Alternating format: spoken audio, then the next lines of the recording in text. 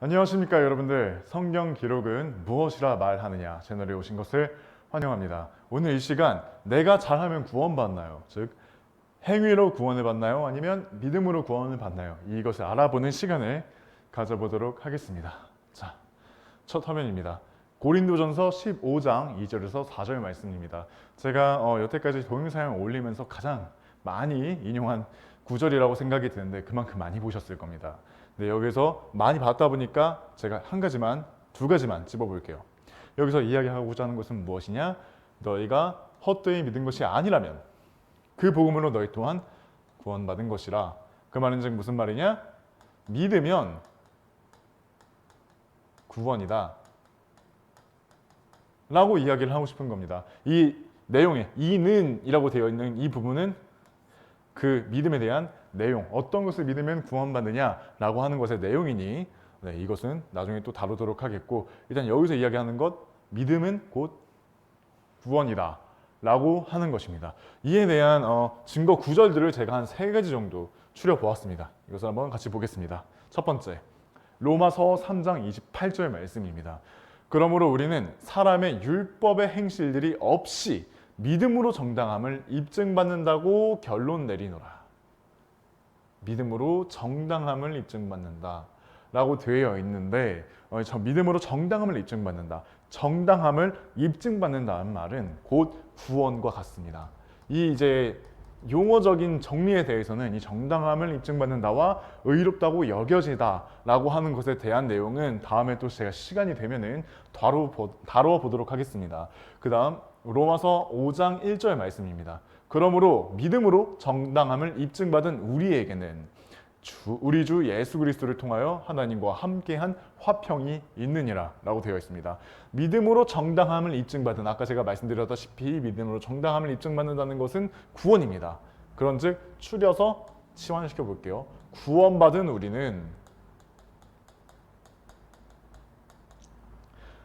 우리에게는 우리 주 예수 그리스도를 통하여 하나님과 함께한 화평이 있느니라. 근데 제가 이제 이걸 치환을 시켜가지고 구원받은이라고 줄였지만 뭐예요? 결국에는 믿음이죠. 정당함을 입증받는 것은 우리 입장에서는 믿음입니다. 그 다음 갈라디아서 3장 26절 말씀입니다. 이는 그리스도 예수를 믿음으로 말미암아 너희가 모두 하나님의 자녀들이기 때문이라. 자, 추격해볼까요? 믿으면 모두 하나님의 자녀들이다 라고 이야기를 할 수 있습니다. 그런데 이제 개역개정에서는 어떻게 이야기하느냐, 이걸 한번 가져와서 말씀을 드려보려고 합니다. 자, 고린도전서 마찬가지 똑같은 구절입니다. 15장 2절에서 4절 말씀, 개역개정이고요. 헛되이 믿지 아니하였으면 그로 말미암아 구원을 받으리라. 여기서 똑같이 어떻게 이야기를 하죠? 헛되이 믿지 아니하였으면, 믿었으면 구원을 받는 것이다. 그 내용에 대한 것도 같이 나오고요. 근데 사실상 제가 빨간 부분을 치지는 않았지만 개역개정의 번역은 잘못된 것이 있습니다. 무엇이냐면 우리의 죄를 위하여 죽으셨다. 이게 잘못 번역이 되어 있습니다. 영어로 보면은 for라고 되어 있습니다. How that Christ died for our sins according to scriptures 라고 되어 있는데 for라고 되어 있죠. 이것 때문에 이게 우리의 죄를 위하여 라고 번역이 됐는데 사실상 이거는 잘못된 번역입니다. 왜 그런지에 대해서 한번 말씀을 드리겠습니다. 자, 볼까요? for라고 하는 거에 대해서 웹스터 사전에서는 어떻게 정의를 내리는가, 이걸 한번 제가 가지고 왔습니다. 이제 웹스터 사전에서 for라고 하는 이 단어를 검색하면 있는 그대로 이대로 보게 되실 겁니다. 자, 여기 1에 A, B, C가 있고 2가 있고 3이 있는데 3에 제가 빨간색으로 박스 처리해놨죠. Because of 라고 되어 있습니다. 어떻게 하다 보니까 영어 강의 시간이 되어버렸는데 필요하다 보니 제가 가지고 왔습니다. Because of는 뭐 중등 교육을 다 거치신 분이라면 모두가 알고 있듯이 뭐뭐 때문에, 뭐뭐 인하여, 뭐뭐로 인하여 라고 우리가 충분히 그렇게 알고 있습니다. 그렇게 정의되어 있는 게 맞고요. 그렇다 보니까 자, 위하다 라고 하는 것과 이 for라고 하는 게 번역이 되는 것이 정말 올바른가, 위하다로 표현을 하는 게 맞는가라고 하는 걸 한번 알기 위해서 제가 표준 대국어 사전에서 위하다라고 검색해가지고 가지고 왔습니다. 자, 동사인데 1번 이롭게 하거나 돕다, 2번 물건이나 사람을 소중하게 여기다, 3번 뭐뭐가 어떤 목적을 이루려고 하다. 자, 그러면 여기다 죄를 한번 같이 입혀보죠. 죄를 이롭게 하기 위해 예수님께서 죽으셨나요? 죄를 소중히 여기기 위해서 예수님께서 죽으셨나요? 아니면 죄의 목적을 이루기 위해 예수님께서는 죽으셨나요? 일단은 당연히 죄를 이롭게 해서 하기 위해서도 아니죠. 죄를 소중히 여기기 위해 이것도 아닙니다. 예수님께서는 죄를 제거하시기 위해서 죄가 되신 분이십니다. 그렇다면 죄의 목적을 이루기 위해 사실 이 죄의 목적을 이룬다고 하는 것은 율법으로 이미 되어 있습니다. 율법은 사람이 죄인이라는 것을 알려주는 도구입니다. 하나님, 예수님께로 이끌어주는 가이드가 되어주는 것이 율법입니다. 그렇기 때문에 굳이 죄의 목적을 이루기 위해 예수님께서는 죽으실 필요가 있으신 게 아니라 예수님께서 죄를 없애시기 위해서 죽으셨어야 했습니다. 그렇다면은 과연 무엇이 올바른 번역이냐라고 한다면 이것입니다. 자, 올라가 볼까요? 다시. 자, 그것은 곧 성경 기록들대로 그리스도께서 우리의 죄들로 인하여 죽으셨다는 것.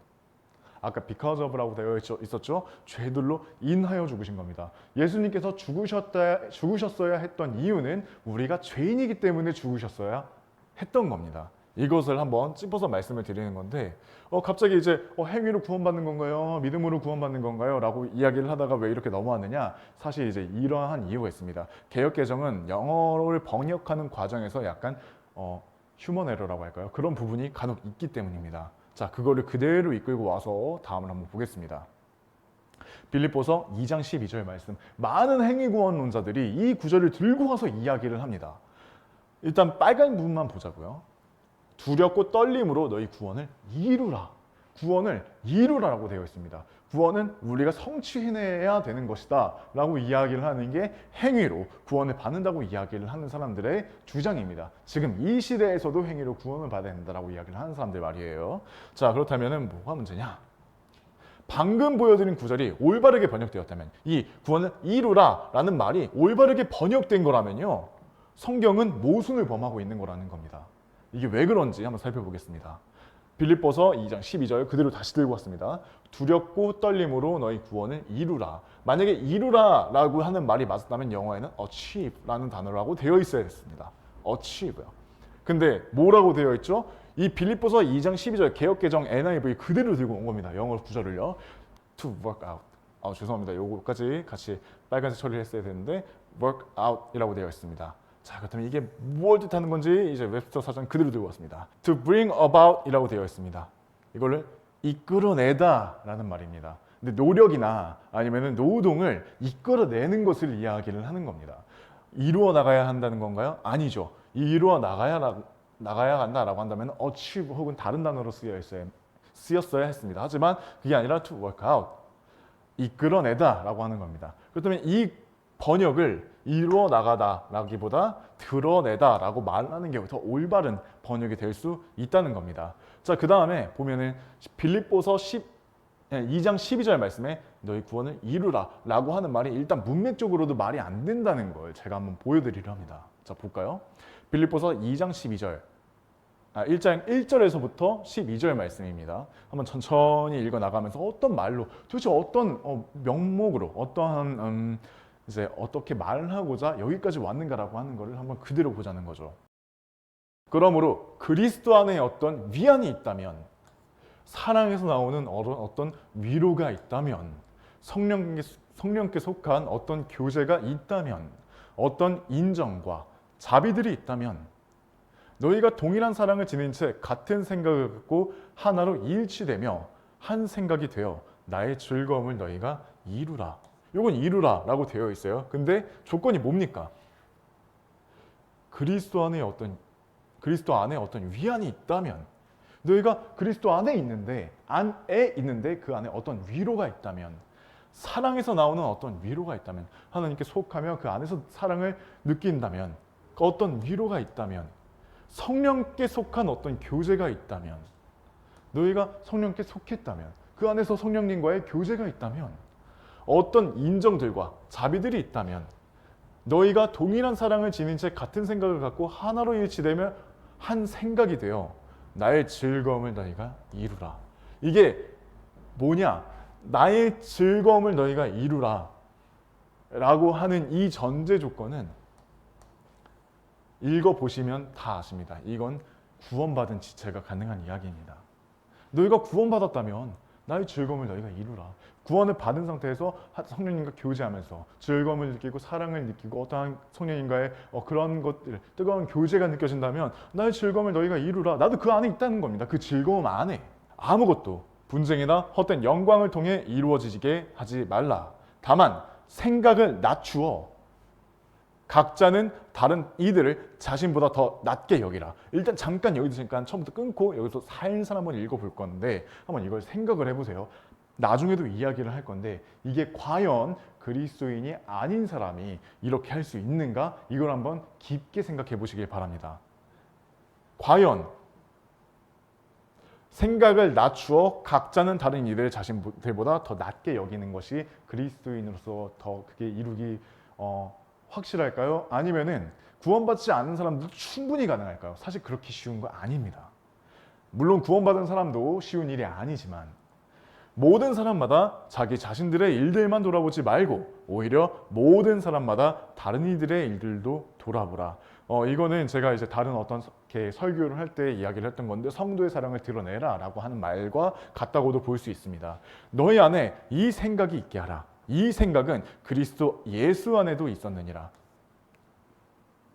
그분께서는 하나님의 형체로 계시기에 하나님과 동등하심을 강탈하는 것으로 생각하지 않으셨느니라. 그러나 스스로 이름 없이 되셨으며 자기 위에 종의 형체를 취하셨고 사람들과 같은 모습이 되셨느니라. 자, 이 생각은 그리스도 예수 안에도 있었는데 예수님 안에도 있었는데 그분께서는 하나님의 형체로 계시기에 하나님이시기에 하나님과 동등하는 것을 강탈로 여기지 않으셨으나 그러나 스스로를 이름 없이 되셨으며 자기 위에 종의 형체로 씌셨다. 종의 형체로 이 땅에 오셨다는 겁니다. 그만큼 겸손히 이 땅에 오셨다는 겁니다. 그와 같이 너희 안에 이 생각이 있어야 된다는 겁니다. 또 볼까요? 만약에 구원받지 않은 죄인이라고 한다면 그 안에 우리 안에 구원받지 않은 너희 안에라고 한다면 이 생각이 있을 수 있을까요? 이거에 대해서는 제가 더 이 다음 장 넘어가면서 이야기를 해보도록 하겠습니다. 그리고 사람과 같은 모양으로 발견되신 그분께서는 스스로 겸손하시어 죽음, 곧 십자가의 죽음에 이르기까지 순종하셨느니라. 이런 이유로 하나님께서도 그분을 지극히 높이셨으며 그분께 각각의 모든 이름 위에 있는 한 이름을 주셨느니라. 이는 하늘에 있는 것과 땅에 있는 것들과 땅 아래에 있는 것들에 속한 모든 물음마다 예수님의 이름에 꿇게 하려 하시며 모든 혀마다 예수 그리스도께서 주이심을 고백하여 하나님 아버지께 영광을 돌리게 하려 하심이라. 이런 이유로 라고 되어 있습니다. 자, 잠깐 뒤에 것들을 한번 볼까요? 모든 혀마다 예수 그리스도께서 주이심을 고백하여 하나님 아버지께 영광을 돌리게 하려 하심이라. 자, 이게 과연 구원받지 않은 지체가 가능한 이야기일까요? 아니, 지체가 아니라 구원받지 않은 사람들이 가능한 이야기일까요? 이런 이유로 나의 사랑을 받는 자들아, 너희가 늘 순종해왔듯이 내 앞에서뿐만 아니라 내가 없는 지금 더욱더 순종하여 두려움과 떨림으로 너희 자신의 구원을 나타내라 라고 하는 겁니다. 이 앞에 있는 것들은 절대 구원받지 않은 사람들은 할 수가 없는 것들입니다. 물론 이제 어느 정도 따라갈 수는 있겠죠. 하지만 하나님께서 원하시는 그 선은 절대 구원받지 않은 사람은 도달할 수가 없는 경지입니다.